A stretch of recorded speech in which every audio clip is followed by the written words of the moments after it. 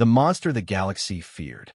The alarms on Vyrek Station had stopped screaming an hour ago, but the silence was worse.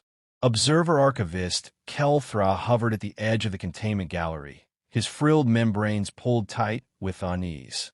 The air still tasted faintly metallic, residual toxin scrubbed thin by emergency filters. Below him, layered force fields hummed like restrained thunder, enclosing the reason half the station had nearly evacuated. Designation XZ-117. The monster. It crouched in the center of the chamber, a mass of chitin and muscle coiled, defensively atop cracked deck plating. Two long, backward-curving horns framed its head. Its eyes, too many of them, glowed a deep, molten orange, tracking every movement beyond the shields. Slow breaths rippled along its plated torso, each exhale releasing a shimmer of faintly iridescent vapor that died against the containment field. Kelthra activated his recorder, hands trembling despite years of training. Archived entry, he began, voice careful. Subject XZ-117 confirmed alive. Casualty estimate prior to containment: 42 injured, 7 dead. Cause of death: neurotoxic exposure. Galactic threat classification remains Omega predatory entity. Across the gallery, representatives from a dozen species watched through reinforced transparasteel. Some stood rigid with fear. Others whispered prayers. A few openly argued, their voices sharp and brittle. It should already be dead, hissed a slender avian delegate. Why delay? Protocol requires documentation, snapped a reptilian security chief. Extermination fleet arrives within the cycle. Kelthra agreed with them. Intellectually, he had studied this species in abstract horror stories and black-boxed military reports. Entire frontier worlds abandoned after a single confirmed sighting. Venom that traveled through air. Blood that burned through armor. No known predators. No known cures. And yet, the creature shifted, curling its talons inward, drawing itself smaller rather than larger. Its eyes flicked toward the ceiling lights, then to the gathered observers. It made no attempt to strike the shields. It looked afraid. A new alert chimed softly. Docking clearance. Incoming vessel. Kelthra checked the designation and froze. Archivist, a station official asked. What is it? The arriving craft, Kelthra said slowly. It is human. The gallery erupted. No, absolutely not. Humans are death-worlders. They cannot be allowed near it. They'll provoke it. This station will be lost. Kelthra's membranes fluttered as the human ship latched on a Vyrek station. He had read about humans, of course.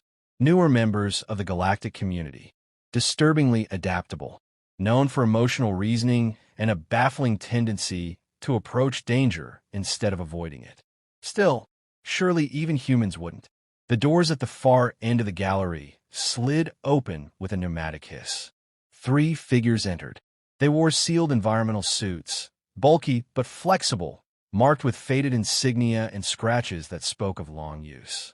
Their helmets were opaque, visors darkened against the light. No visible heavy weapons, no attack drones, no sterilization cannons. One carried a medical case. Another held what appeared to be a thermal blanket. The third raised a hand in a casual gesture of greeting. Kelthra's translator struggled briefly, then resolved the words. Hey, the human said gently. We're here about the distress call. The delegates stared in stunned silence. Security moved to intercept, but the station commander hesitated. You are aware, he said carefully, that the entity contained here is scheduled for immediate termination. Yeah, the human replied. We read the report. They walked closer to the containment field. Every muscle in Kelthra's body screamed that this was madness. The monster reacted instantly, coiling tighter, venom mist thickening, eyes flaring brighter. Energy readings spiked. Warning runes flashed across monitoring displays. The human closest to the field stopped several paces back and slowly lowered themselves to one knee. Kelthra sucked in a breath. The human placed a gloved hand flat against the deck and inclined their helmet slightly, a posture Kelthra recognized dimly from cultural studies. A non-threat display. Easy there, the human said softly. We're not here to hurt you. The creature did not strike. Its eyes fixed on the kneeling human, unblinking. Kelthra watched data scroll past, neural activity fluctuating, venom production decreasing by fractional degrees. Unheard of. Impossible. Another human stepped forward, setting the medical case down deliberately, movements slow and exaggerated. It's injured, the second human said, voice calm. Look at the scoring along the left flank. That's not from station weapons. The third human tilted their head, studying the creature like a puzzle rather than a nightmare. You've been running a long time, huh? The monster released a low sound. Not a roar, not a hiss, but something strained and unfamiliar. Its talons unclenched slightly. Kelthra felt a chill ripple through his frills. They're talking to it, he whispered, as if summoned by his realization. The lead human turned toward the gallery. We're formally requesting custodial transfer of XC-117, they said. Temporary protection under human jurisdiction. The chamber exploded into chaos. You cannot be serious. That thing is a weapon of mass extinction. You'll doom us all. The human straightened, visor reflecting the containment field's glow. Maybe, they said evenly, or maybe you just never gave it a chance to be anything else.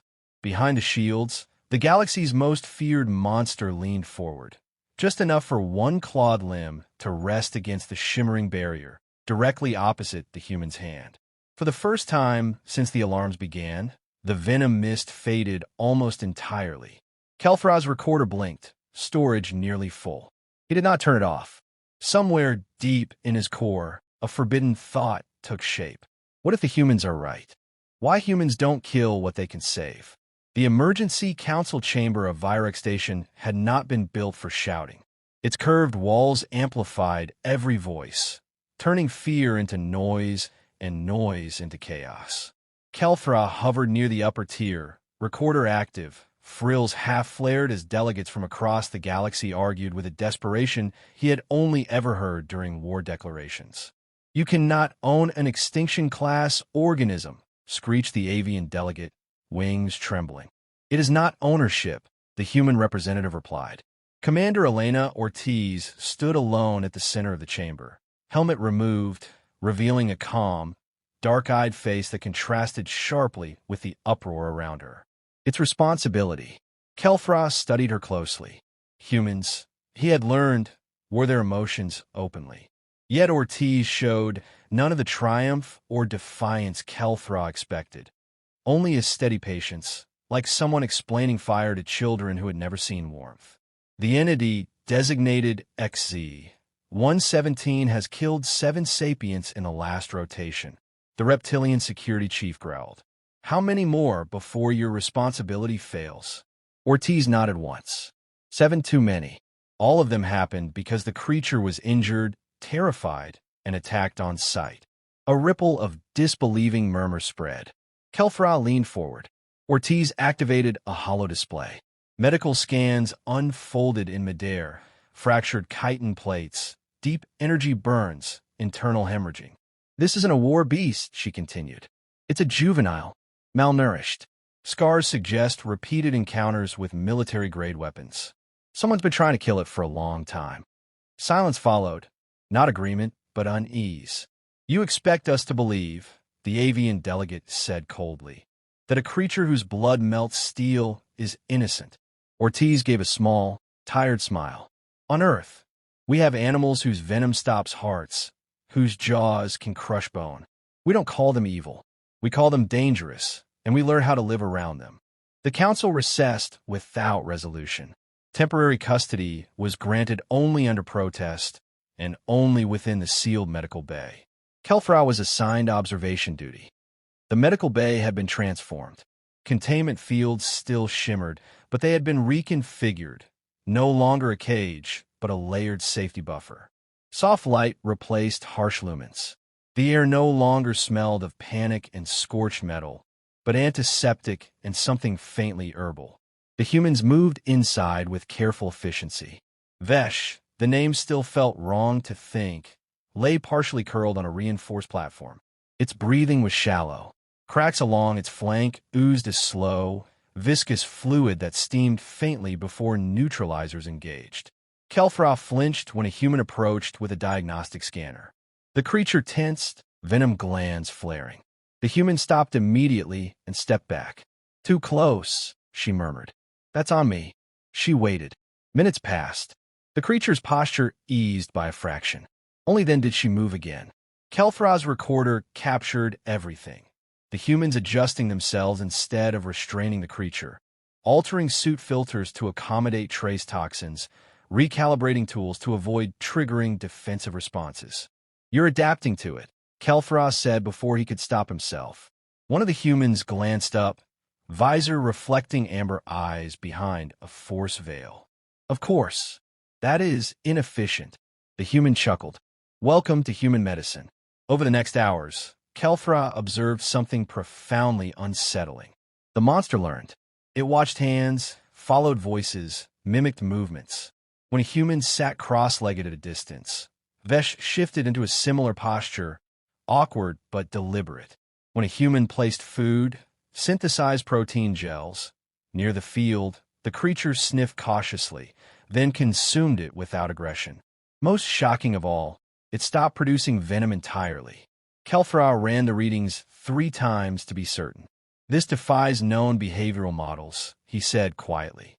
Commander Ortiz joined him at the observation window. "Most models assume fear equals hostility. And you believe otherwise?" "I believe fear equals fear," Ortiz replied. "What happens next depends on what the scared thing meets." As if to punctuate her words, a sudden power fluctuation rippled through the bay. Alarms chirped. One containment layer flickered just for a breath. Kelfra's heart seized. Vesh reacted instantly, not by lunging outward, but by twisting its body toward the nearest human. The creature interposed itself between the human medic and the unstable field, chitin plates flaring, horns lowered defensively. The field stabilized a second later. No venom discharged. No attack followed. The human froze, then slowly reached out, stopping inches from the barrier. "Hey," she whispered. "It's okay. You're okay." Vesh held its position until the alarm ceased. Only then did it relax.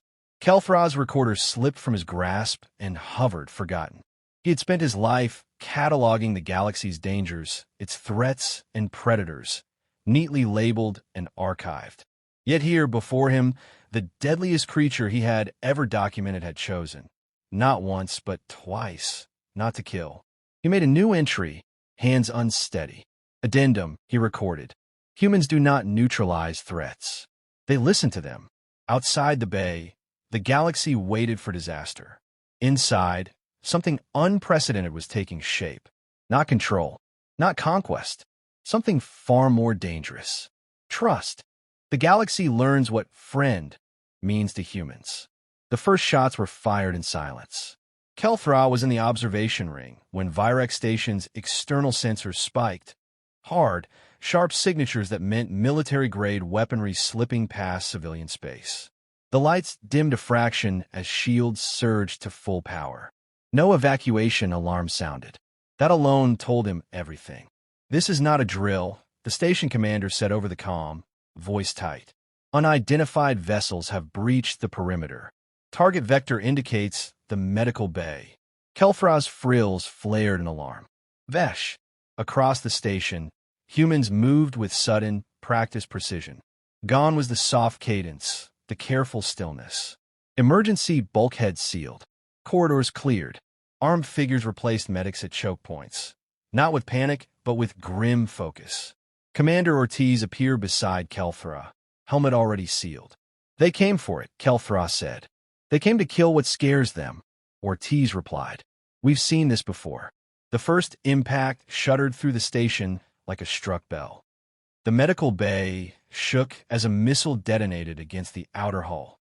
Containment fields flared bright, compensating. Vesh reared instinctively, a roar tearing from its chest as pain and fear surged back all at once. Kelfra's claws dug into the railing. "Easy," a human voice said over the internal channel. too calm, too steady for the chaos unfolding. Vesh, listen to me. That wasn't us. The creature's eyes flicked toward the sound. Enemy boarding pods slammed into the station, disgorging armored figures bearing the sigils of the KRYLL Syndicate, a coalition infamous for preemptive exterminations. Their weapons glowed with anti-biological energy, calibrated for one purpose: kill the monster. They advanced toward the medical bay, cutting through resistance with brutal efficiency. Humans fell back, not retreating, but guiding, funneling the attackers away from civilian sectors and toward reinforced kill zones. Kelfrau watched tactical feeds overlay his vision. Human formations shifted fluidly, covering one another, always keeping a line between the attackers and the bay. They're protecting it, he whispered. They're protecting everyone, Ortiz corrected. The containment field failed. Not completely, but enough. A feedback surge from the second missile strike caused one layer to collapse inward, sending a ripple of destabilized energy across the bay. Vesh screamed, venom glands igniting in a reflexive blaze. The air shimmered with lethal promise. Kelfra's hearts hammered. A human medic was still inside the buffer zone. Without hesitation, Vesh moved. It lunged, not toward the attackers, not toward freedom, but toward the human. The creature's massive body curled around her, chitin flaring outward, forming a living shield as energy bolts tore through the bay.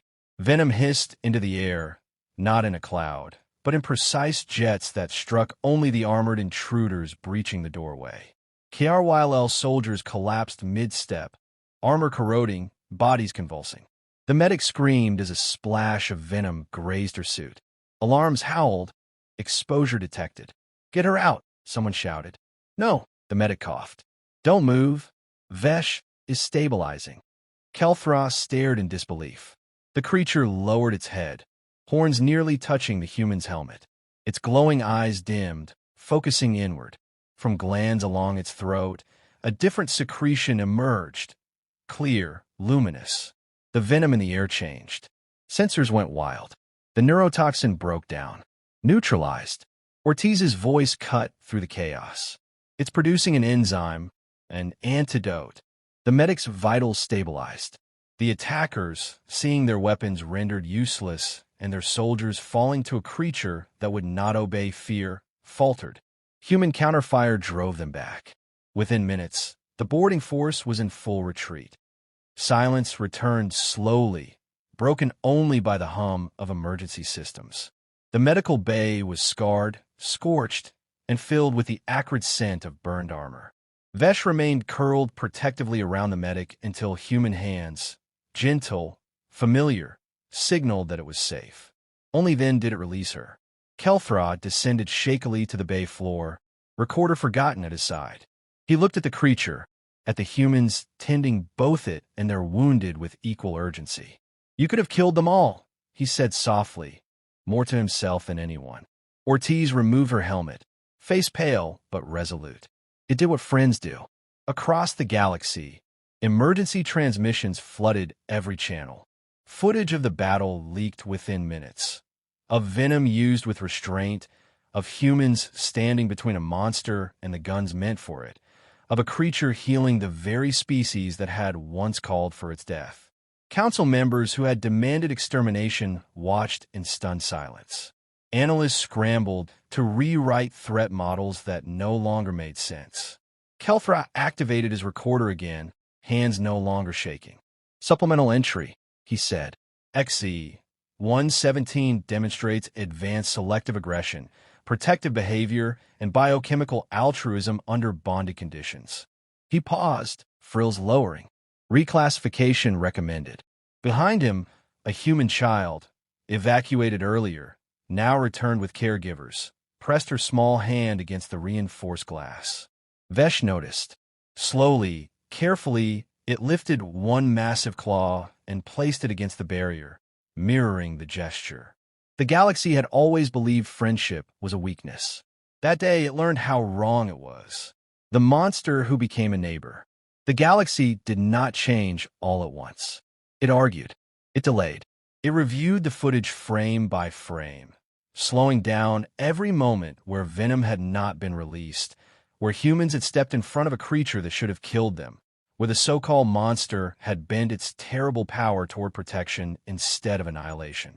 Kelfra sat in the upper observation tier of the Galactic Conclave, recorder resting idle for once. Below, the chamber was filled beyond capacity. Species that had never shared air now clustered together, bound by a single question that unsettled them all. What if they had been wrong? The image of Vesh hovered at the center of the chamber, scaled down for comfort, annotated with data, overlays, and behavioral graphs. Labels that once screamed Omega threat now flickered uncertainly, overwritten by newer, hesitant classifications. Designation XZ-117, the chair being intoned, has demonstrated consistent restraint, sentience, and cooperative behavior under human stewardship. The matter before us is reclassification. A murmur rippled through the assembly. It is still lethal, the avian delegate insisted. A single mistake could kill thousands. Commander Ortiz stood once more, hands folded, posture calm. So could a reactor breach. So could fear. Kelfra found himself nodding. The difference, Ortiz continued, is that we don't solve danger by pretending it doesn't deserve a place in the world. The vote took hours. When the final tally appeared, the chamber fell silent. Sentient class, ally species, conditional recognition. The margin was narrow. It was enough. Vesh did not attend the announcement. Instead, the creature resided in what humans had called a sanctuary, though to Kelfra it looked more like a small neighborhood, enclosed in reinforced glass and adaptive fields. The space was open, layered, filled with textures and light gradients that shifted gently to accommodate alien senses. Humans had redesigned architecture itself rather than demand Vesh change. Venom-neutralizing flora grew along the walls. Walkways adjusted automatically to distribute weight. Sensors responded to emotional cues instead of threat thresholds. Kelfra floated at the viewing window, watching Vesh rest beneath a warm spectrum lamp. The scars along its flank had begun to heal, not just physically, but in posture. It no longer curled inward. It stretched. It explored. It lived. A group of human engineers argued nearby about enzyme diffusion rates. A xenobiologist laughed softly when Vesh mimicked her head tilt. A child, protected by layers of invisible safeguards, rolled a soft polymer sphere along the floor. Vesh nudged it back. Kelfra's recorder activated without his conscious intent. Final entry, he said quietly. The galaxy once believed monsters were born. Evidence suggests they're made. A notification chimed across the sanctuary, public broadcast. Kelfra turned as the message scrolled across every major network. First contact protocol amended. Extermination clause suspended. Humanity to lead coexistence initiative.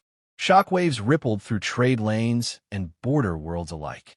Within days, signals began to arrive. Creatures long hidden in asteroid belts. Predators driven into deep space by fear. Species labeled unfit for coexistence, now watching humans with cautious hope. Humans responded the only way they knew how. They answered. Weeks later, Kelfra stood beside Commander Ortiz at the sanctuary's threshold. "You've altered the course of galactic policy," he said. Ortiz shrugged. "We altered one relationship." Vesh approached, steps heavy but unhurried. It lowered its massive head, eyes glowing softly. Kelfra stiffened instinctively, then relaxed. The creature was not looking at him. It was looking at Ortiz. She removed her glove and placed her bare hand against the reinforced barrier. Vesh mirrored the gesture with a claw that could have crushed her to paste. It did not. "They'll never stop fearing it completely," Kelfra said. Ortiz smiled faintly. "They don't have to. Fear keeps you alert. What matters is what you do with it." Kelfra considered the archives he would now have to rewrite. Entire classifications erased. Entire assumptions overturned. "What do humans call this?" he asked. "This bond." Ortiz thought for a moment. "Family," she said. The word echoed strangely in Kelfra's mind. Outside the sanctuary, stars burned cold and indifferent as they always had. Empires would rise. Conflicts would come. The galaxy would remain vast and dangerous. But now, just now, it had room for one more kind of neighbor. And that, Kelthrar realized, was what truly terrified it. Not the monster, but the humans who had looked at it, smiled, and said, "You're safe now."